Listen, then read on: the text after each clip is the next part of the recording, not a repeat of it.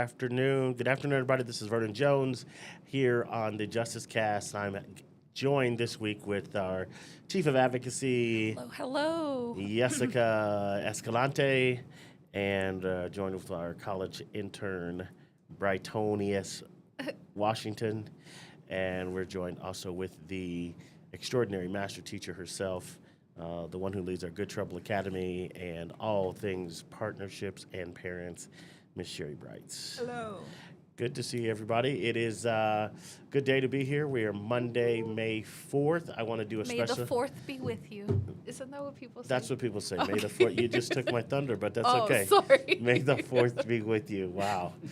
I'll yeah. just be quiet over here. No, it's okay. You can be the May the 4th be with you. I was going to do a shout out to my sister. It's her birthday today. So, we don't have any sound effects. I don't know what's going on in this place. Happy birthday to my sister, if she's watching. Hopefully she is, down there in Austin, Texas. Nice.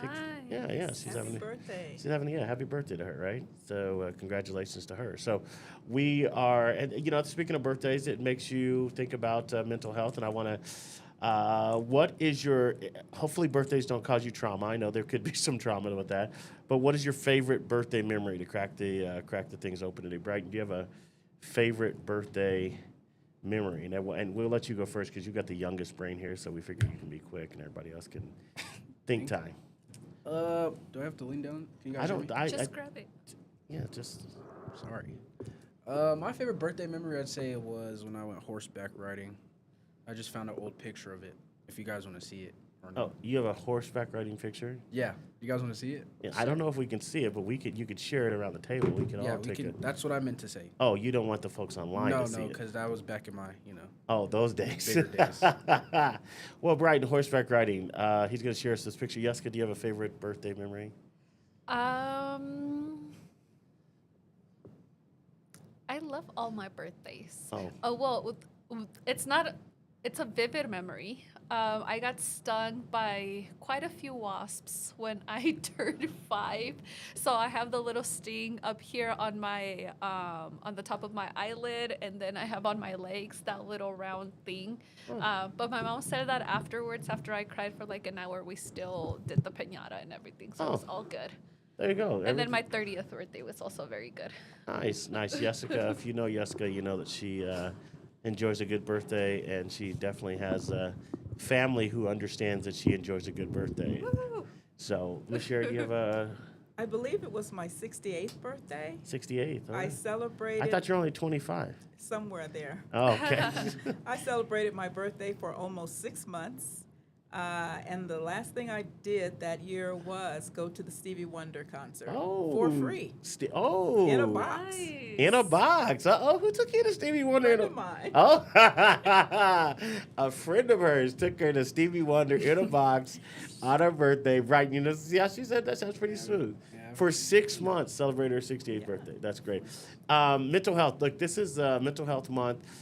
Next week on the JusticeCast, our Director of Systems of Support, Savannah Turner, is going to join us, and we're gonna be spending some time talking some more about this. But wanted to kind of crack this conversation up with you guys. We have so many different perspectives sitting around the table today. Brighton, it is finals week. Our finals. I'm done. Right? You're done. You're finished. Yes. Okay, let's give it up. Nice. Good Brighton. job. Done with this finals, right? How did they go? My finals went great. My biology test that I got. Did you get the grades back yet? No. So you don't know if they went great. Oh, I got the exam grades back. Okay. Those went good. And the biology class that I was, struggling in, I passed my final exam, so with the 80. Okay, Brighton. Great Look at study. this. Look at this. So, but Brighton, let's talk about mental health awareness during finals week. Mm-hmm. What's it like for a college student? I mean, I can remember it. What's it like? Yeah, I can. What's it like? I mean, It's a lot of stress, I would say. But you have to find time to take care of yourself. yeah. So that's what I was gonna say. How do you manage that during that time? How do you manage it? Make sure, well, first and foremost, make sure you're studying, because you don't want to fail your exams. But Other than that, you just want to make sure that you're keeping yourself, whether that's getting to sleep on time, even if you're studying, or being able to wake up on time for classes, wake up on time for lectures. Just making sure you're keeping yourself in a steady, consistent cadence, so you don't mess up when it's time to perform on your exam.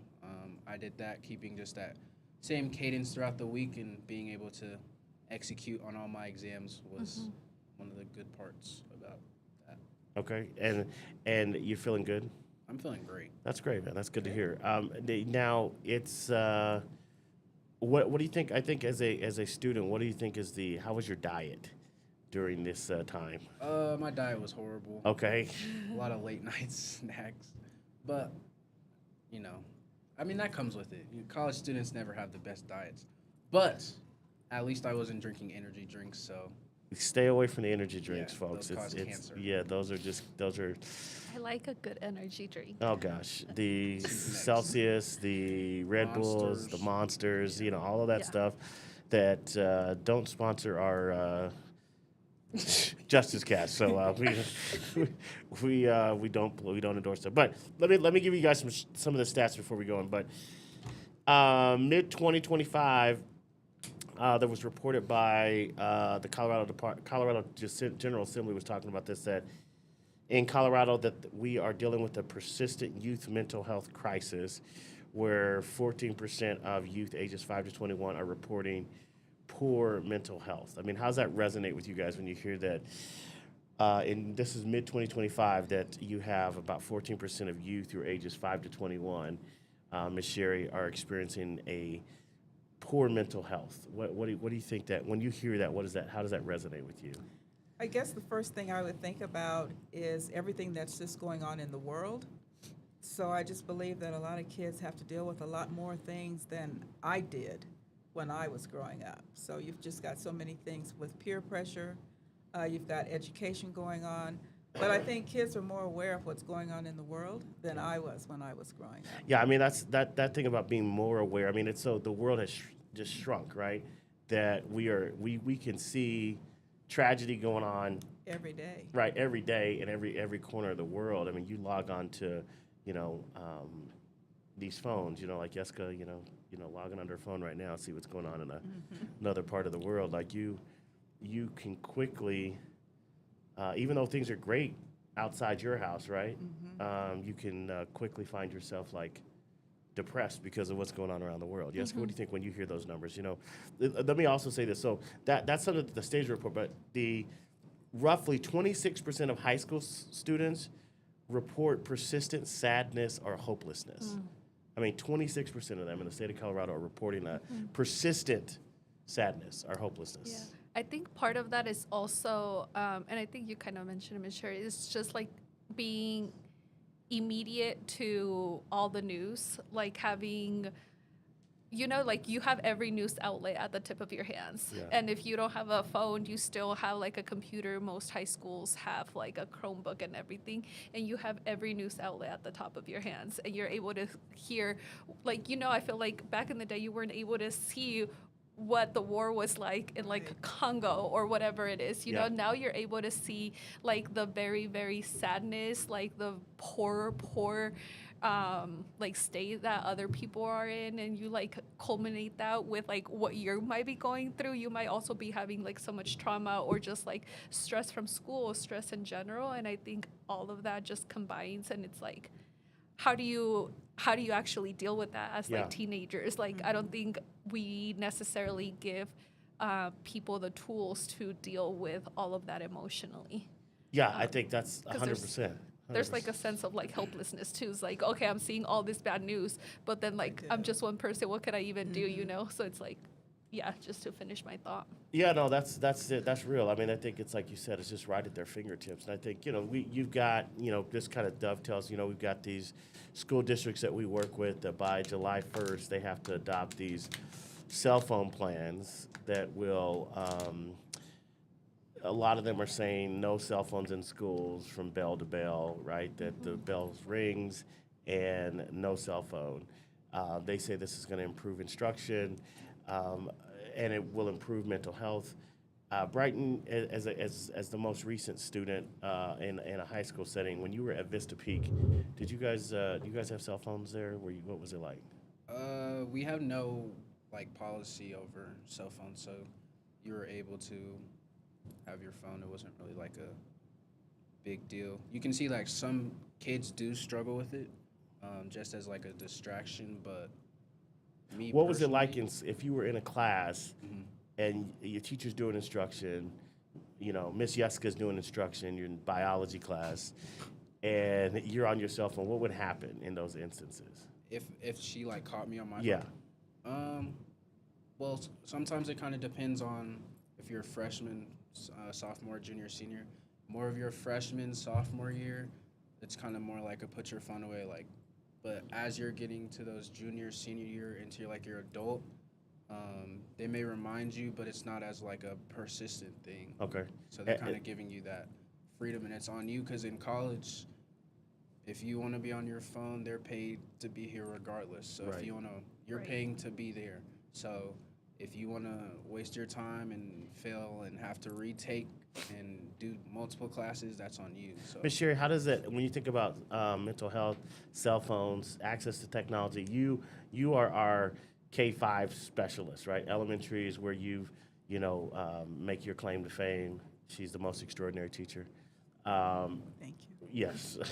Ms. Sherry, what does technology look like? And you've taught over a few generations to where you saw kids who didn't have cell phones, Right. and then you see first and second graders coming to school Yeah. with Right. better cell phones than us. What does that look like for you? I know parents want their kids to have cell phones for security purposes and just so parents can keep up with their children, again, with everything that's happening in the world. But at the school that I'm currently at, they do take away the cell phones from bell to bell. Yeah, and how do you see that from a teacher perspective? How does it help What do you mean, how does it when you help? take away the cell phone? How does it help the I classroom? think, because I think kids would be preoccupied on their cell phones. Yeah. Same way they are with computers in the classroom. Mhm. If they're not regulations against going off screen and onto websites that they're not supposed to be on, then they need to just be in the classroom. I'm not pro computer so much in the classroom. I would She's all limit- about that paper and that pen. I would limit that time. I am. And that cursive I'm a paper, writing. pencil, cursive teacher, old Yeah. school. But so, Ms. Sherry, now help me. These kids are gonna. All of a sudden, we're gonna have this thing. Like I got my Frank and Rose coffee here, right? Frank and Rose, providing coffee for the JusticeCast. Okay. Right. But Frank and Rose, right? They we see the lines when we go down there. We get our coffee, right? Right. It's an addiction for some folks, right? Right. Some folks got to have that coffee every day. What do you think? Are we prepared for? And I heard someone say this at a community meeting recently. Are we prepared to help kids detox from? I see Brighton already shaking his head. Are we prepared for the detox process that I think has to happen when kids have become so addicted to cell phones? Or man, but look, I seen 2-year-olds ready to fight you if you take that iPad. Yeah. Yeah. Come on now. I do. I believe kids are already addicted to Yeah. tablets, cell phones, all of those things. Yeah. And I don't know what the repercussions are going to be. Yeah, Trying to wean kids off of those. and as an educator, you would tell parents what when it comes to technology in the hands of younger kids? I think there just needs to be some time away from it.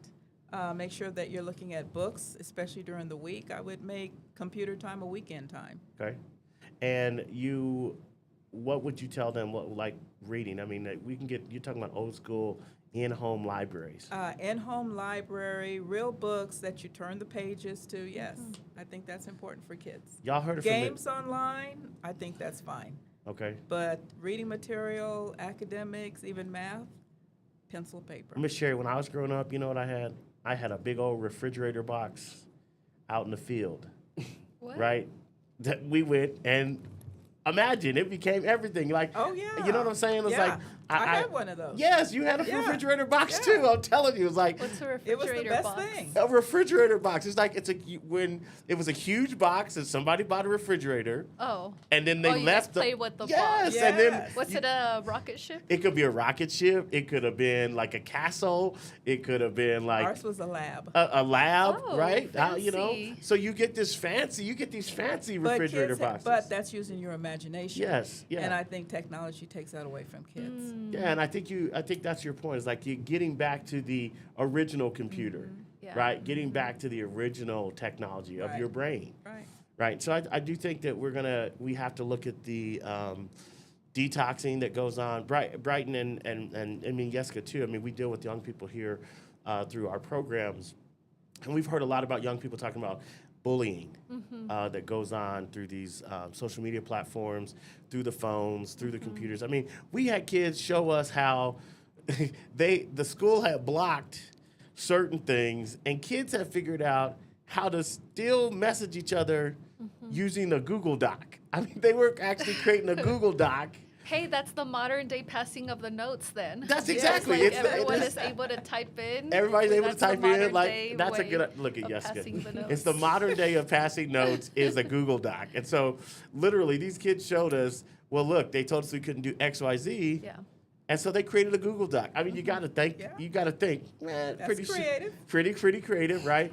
But then when you see the content of it, you're like, no, Right. we're not going to talk about that in the Google Doc. Yeah. Right. So how do we help young people who have become so dependent on technology? Don't you think that's also the responsibility of like the state? So we talk about what is going on at the state legislature, what they're passing. They passed a lot of bills regarding social media safety and guardrails for social medias and how they're supposed to respond to law enforcement and things like that. But I think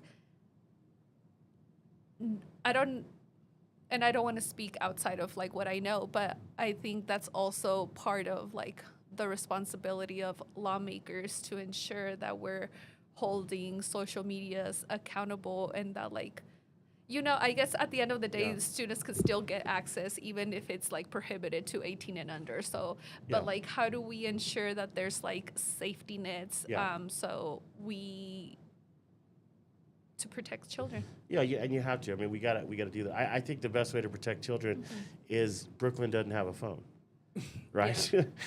But the funny No, thing that's is, good. Brooklyn doesn't have a phone. But let me just say, Brooklyn does have I would say, a technology dependency that I don't think is healthy. I mean, and she goes to a school where technology is a big part of their programming. Yeah. And there's times where I'm like, you know, we have a rule, no technology up in your room. And there's times I'll go into a room and she's like, got her computer open and she's asleep, like almost drooling on the keys, right?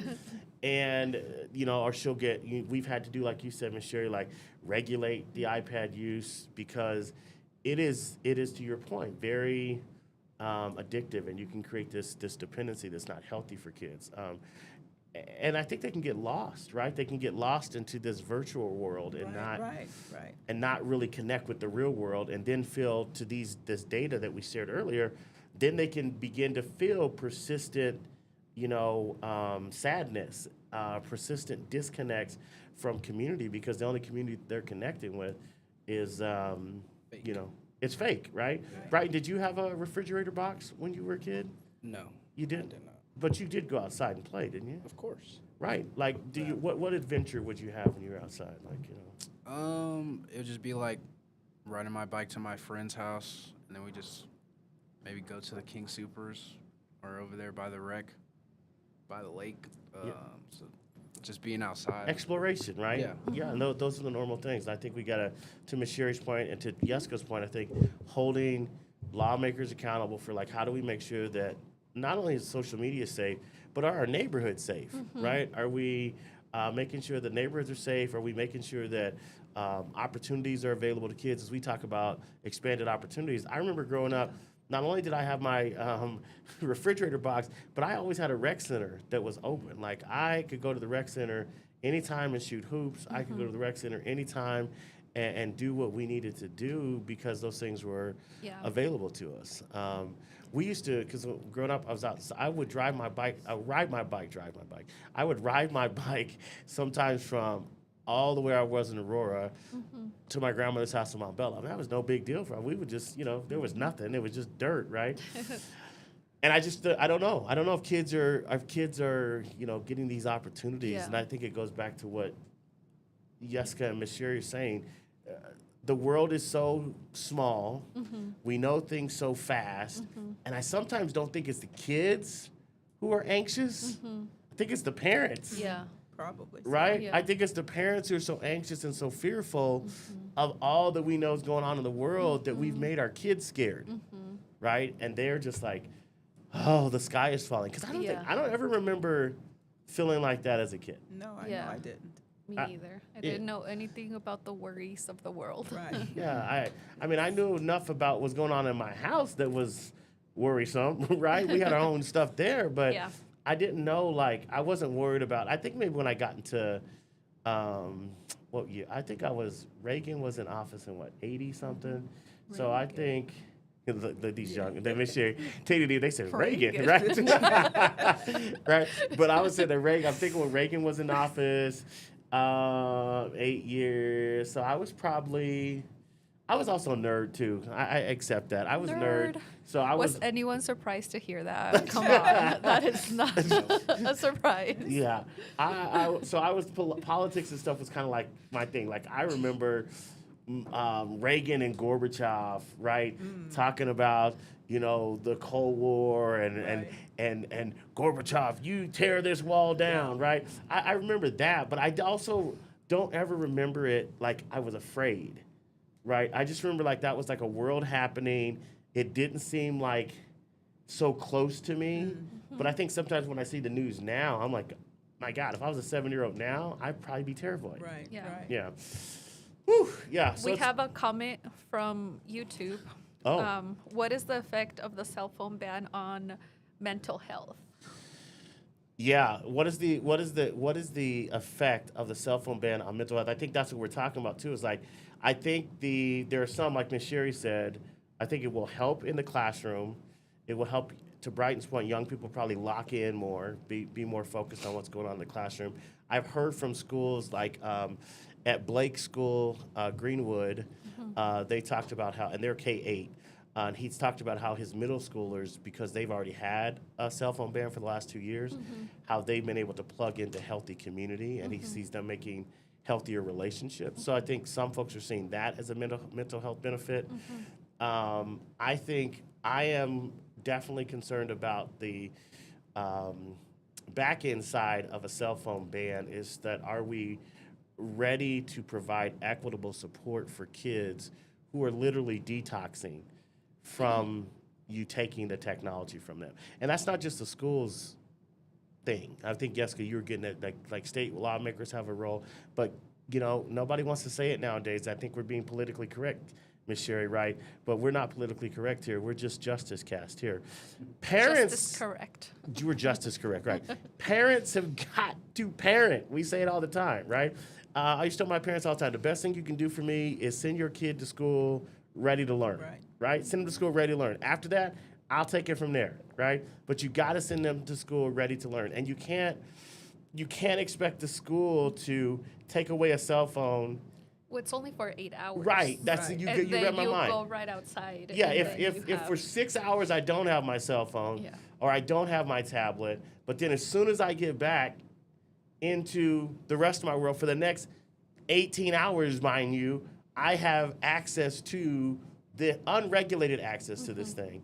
Then I don't think it's gonna help. I think we got to move, as you guys are saying, we got to move as an ecosystem, and parent and school and community all have to be on the same page and say, okay, if we're going to do these things because of the mental health of students, if we're going to have appropriate use of cell phones and technology, if we're going to restrict use of cell phones and technology, it's got to be a good balance, right? Yeah. I think every parent who's listening should listen to Ms. Sherry and say, hey, put some guidelines and Definite some, right? And some guardrails on those things. I mean, as adults, right? We need some guardrails, Right. even as adults. Like you Yeah. could, I don't know, Miss Marlene De La Rosa, Director De La Rosa from DPS. She tells a story when she's talking about this that she found herself one night just doom scrolling, and it was like 3 o'clock in the morning, and she's like, "Oh my goodness!" Right? And you can get caught up in that if you're not careful. So I think it's also the adults modeling before young people, like the expectations that we have, being able to engage and to, you know, Yeah, because I think kids do what they see, right? yeah. Right. So it's like what's happening at home, most of it is like modeled. So I think if we encourage like healthier habits of like reading, going out, like running around the block, Yeah. then Go get some chalk that's art. also something. Go do some Something. chalk Yeah. art. Yeah. Do something like that. You Yeah. know, go Well, get some drums. Wasn't it Silicon Valley parents who decided to take the technology away from their kids? Well, I think, wasn't that before COVID? Oh, interesting. I Yeah. might have heard something on Yeah. it.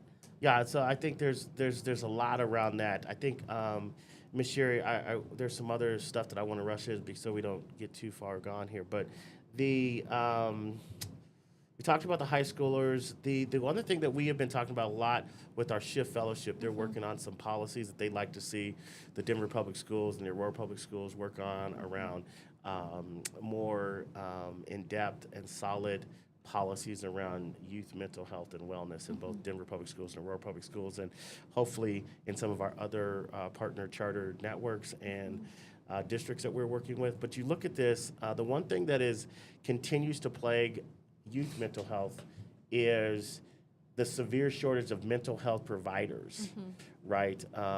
The ratios that we talk about, student to counselor ratios, they can balloon up to, in some reports from CDE, 713 to 1, right? When you've got an industry standard, it's supposed to be like 250 to 1. Yeah. And even at 250 to 1 is a challenge, right? And so I think what our Shift Fellows are talking about is like, how do we make sure that when we're making youth mental health policies as a district, as charter networks, as schools, that we are actually making sure that kids have access to them. I mean, Bright, do you remember your counselor at Vista Peak? It's okay if you know. Miss Carmen Kittrell. Okay, and then like what was she assigned to you by grade level, by last name? Last or- name. Last Yeah. name. And so was there a lot of folks? Yeah. Yeah, and so how often did you get to see her? Um, And I know you was going through it a lot in high school. I mean, you had a couple breakups you told me about. That one time that girl didn't go to homecoming with you. Remember Don't that? throw his business No, out he didn't. there. He's like trauma right now. My mental Yeah, health is bad literally. right now. really I didn't really start going till my senior. And that year. was because of graduation and And that college was readiness, right? Graduation requirements. And yeah, classes. Yeah, so it wasn't ever really prioritized like, how is Brighton doing? Yeah. Yeah. And even in college now, do you get that, how's Brighton doing? No. No, and so Not like that.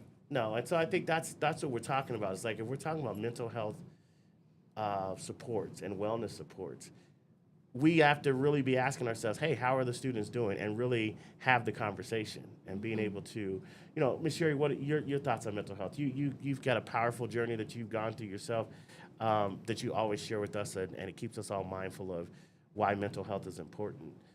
I just think about, first of all, the stigmatism behind mental health. And I think people first have to get past that understanding. And it's like a person told me once, just as your body gets sick, your mind can get sick as well.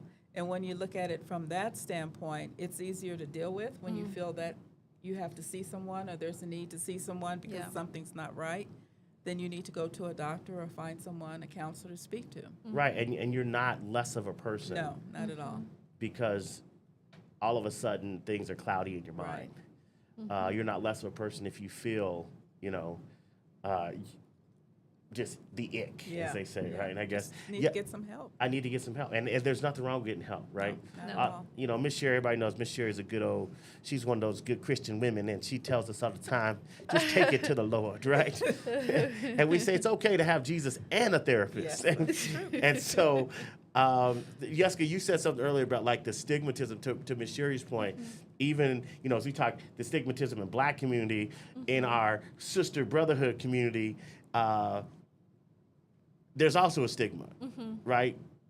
What did you say about that? Like you? Yeah, I mean, you asked what I think mental health was for first generation, and I told you it was non-existent because, like, as a first generation, or I think it's just a Latino thing in general, where, like, you're not allowed to feel, like, bad, or you're not allowed to have, like, care about, like, your mental health. Like, the joke is always like, Mom, I feel depressed.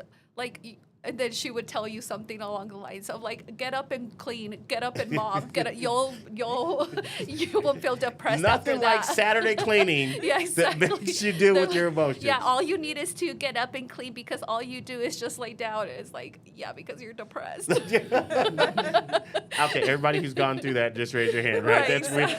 Everybody around the table, even our sound guy is like, yeah, the same thing, right? But I think that's real. It's like we have to get past this stigma that I think I get a chance to, like, with Brighton and Caleb and some of the other guys, like, even from a male perspective, like being able to say, hey, it's okay to feel. It's okay to hurt. It's okay to be able to express your feelings. And if anybody's been around me, they know I'm probably gonna cry twice a day, right? And it's okay to cry. It's okay to be, like, overwhelmed. It's okay to be able to share those things, right? And to get help, as Miss Sherry said. It's like, that's the main thing. It's like, there's a lot of people who can emote, but emoting by itself doesn't solve anything. When you need help, you got to get help. Right. You have to get help. Right? Miss Sherry, no, when you got help in your life, what happened? I felt a lot better. Yeah. And it wasn't so much that I felt better, but I can see at the end of the tunnel. Yeah. Someone was there that understood. I had someone that I could talk to that understood what I was going through. Yeah. And could give me some strategies to get help. Yes. Help myself, self-help. Yeah, so you got a toolkit, right? Yes. You got a toolkit. And that's what, next week on the JusticeCast, we're going to have, like I said, Savannah Turner is going to join us, and she's going to specifically talk to us about some toolkits and some strategies. She does that for us and for many people. I know you guys got a 30-day calendar the other day Yes, with we her, did. It's awesome. getting ready to, what are some strategies you can use in the month of May to practice good mental health. And just, ask someone, like, Right. today, tomorrow, how are you? How's Yeah. your day going? How are you and feeling? pause to listen, and right? Pause. Yeah. Yeah. Don't be like, oh, but then my day is going like this. Like, okay, calm down, Yeah. pause, ask someone, text someone, call someone, because you never know who needs it. Yeah, and you got to know yes, that's real. We got to be able to pause and say, hey, Jessica, how you doing today? And then you got to think about, like, all these people you bump into, did you check in with them? Before we came in to do the JusticeCast, Vernon didn't check up on me, just as an FYI to everyone that is listening to us. True. But I was trying to say he just preaches it in the podcast. I don't think he actually believes That's it. everybody I'm knows. just kidding. Yeah, but I came into the podcast room with Caleb and Brighton, and Caleb asked me how I was doing, and I just let go. And I don't think they were both expecting. I said, well, y'all asked, so I'm just going to let go. I appreciate that you asked, and so here's everything. And I got to look back from Brighton and Caleb like, okay, now what are we supposed to do with that? Right? Sometimes it's good to just know that you have people who are listening, right? So that you can get it off of your chest and be able to say, like, I got some people who will listen, some people who will hear. And then to Ms. Sherry's point, it's even plus, so do that, but then plus talk to some folks who can help you get connected to the resources and the tools that you need to be effectively operating in health and wellness. Right. Yeah, so look, so that's what we're going to be talking about all month. We're so excited about that. Wrapping up here. Before we wrap up today, we've got to do a shout out, to the South High School women's soccer teams. That's what they say, the women's soccer team, right? Yes. They are playing in the playoffs today. Maya's usually here on the show with us today, but she's out there. South is getting ready to play Valor Christian. Right, Brighton? That's a tough one. That's a tough one, you Uh-oh. know. But during the regular season, South actually beat them. So They have the blueprint. they got the blueprint, right? So we're shouting out South High School as they get ready to play Valor Christian today in the soccer tournament, the state soccer tournament, and we're hoping that They can pull it out. they can pull it off. They're playing at Valor Christian too. Ooh. Yeah, Good luck. yeah. Good luck. Good luck. They're gonna surprise us, I think. I hope. Let's go. How about those Avalanche last night too, man? Phew, I don't know if you stayed up for that game, 9-6. What a game. Yes, Avalanche. did not. Yes, it was beautiful. Lastly, before we chime out today, we have our Mill Levy Override Committee meeting tonight at Home Elementary School. We hope to, I forgot the address right there, but we have the Home, I probably have it on my phone, Home Elementary MLO meeting tonight, and it starts at 6 o'clock. It is 3185 South Willow Street, Denver 80231. Thank you. Please be there. It is important to get your feedback for the district to see how you want to prioritize your property tax dollars to where they go, and to ensure that we're actually doing good at Denver Public Schools for students. She said it perfectly, right? Well, look, thank you for joining us this week on the JusticeCast. Your host, Yes. Vernon, here with Jessica, Woo! Miss Sherry, Hello. and Brighton, and the man behind the scenes on the sound, Mr. Caleb, DJ Jones. Wow, that's Sound effects. You see the sound He effects only work. does a sound They effect worked for at the himself. end. They worked Yeah. at the end. Isn't that something? boo. Yeah, well. Thank you for everyone for tuning in. Yeah, we'll see you next week here on the JusticeCast. Bye. Bye.